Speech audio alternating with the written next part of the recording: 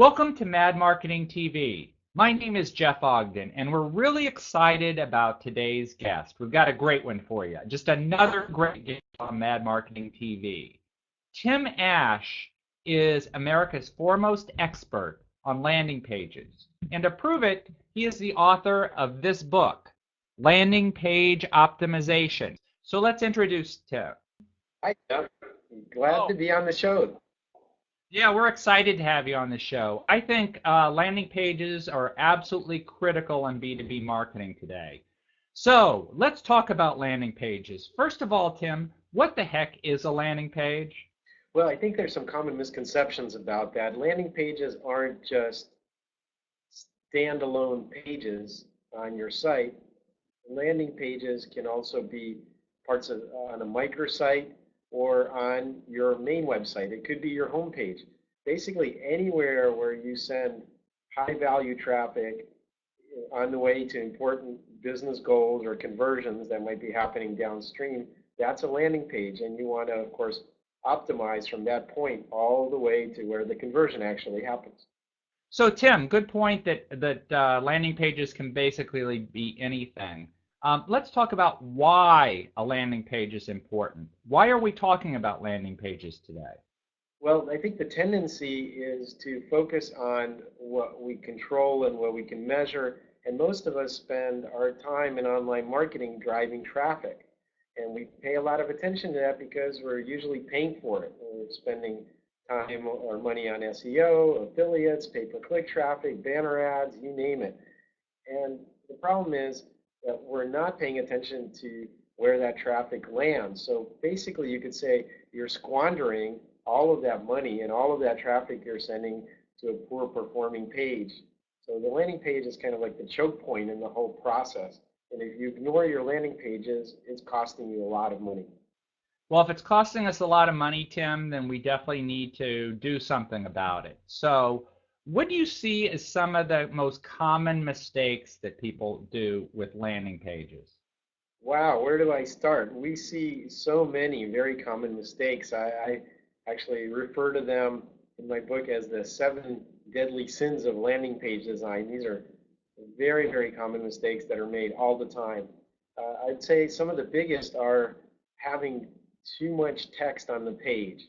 One thing we know from research is that people basically don't read at all on the web. What they do is they scan, they look at pictures, they look for buttons or links to click on, but they're not really reading all of that grammatically correct text that your 7th grade English teacher would be very proud of.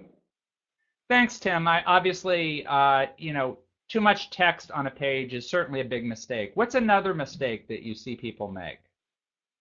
Another very common problem is having an unclear call to action.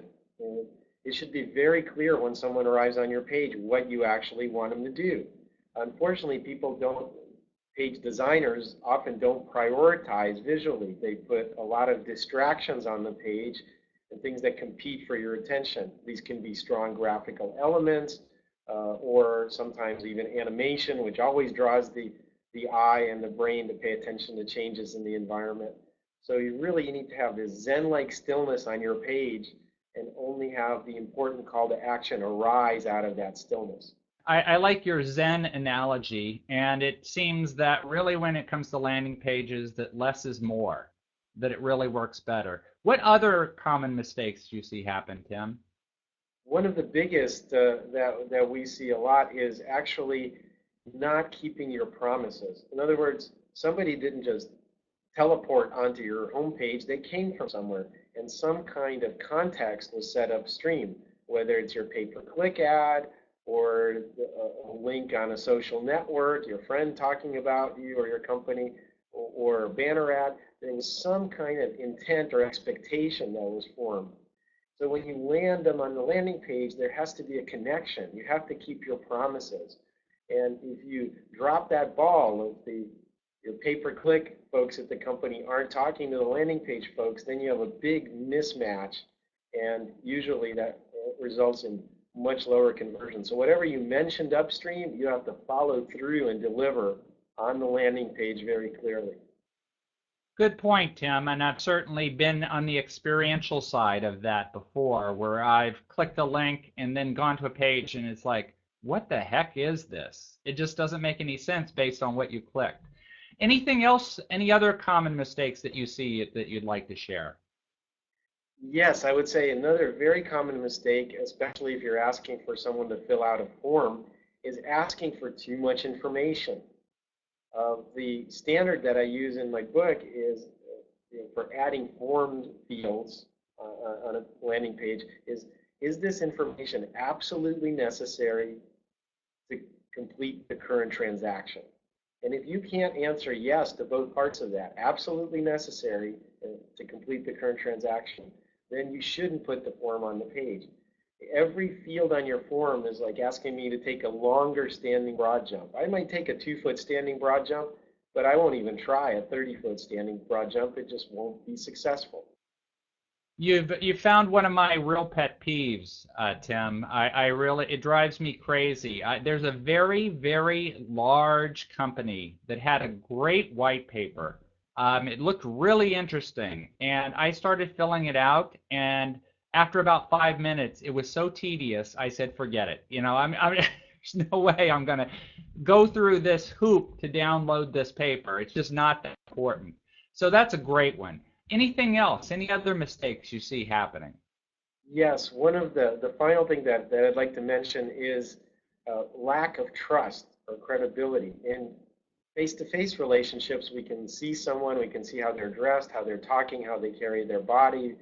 But on a website, what you are is really represented only by the actual website. So the production of quality of the site needs to be really high, and you need to borrow trust from other sources.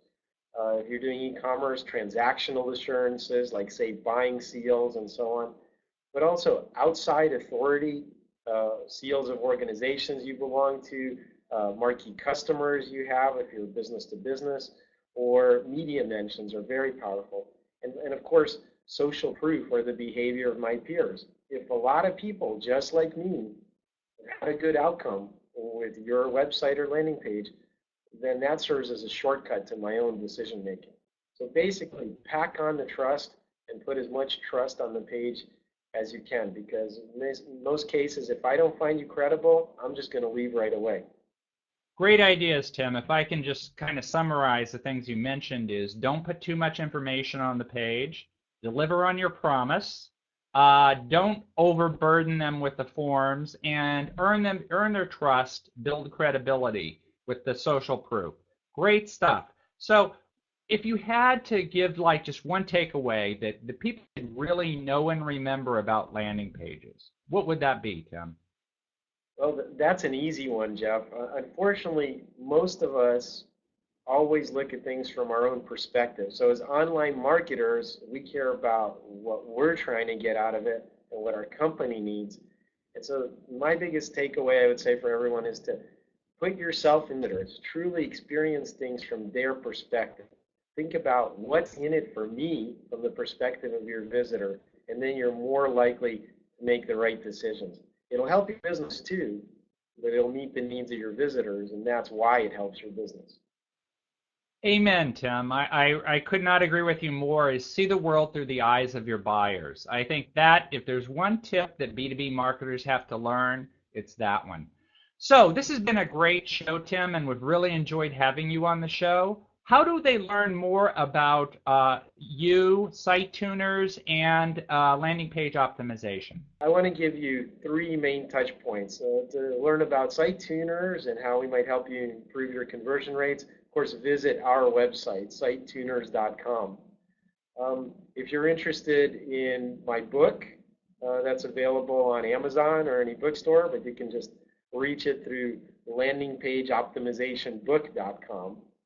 And finally, a shout out to our ever-growing conversion conference. We've had 8 events in about the past 2 years worldwide.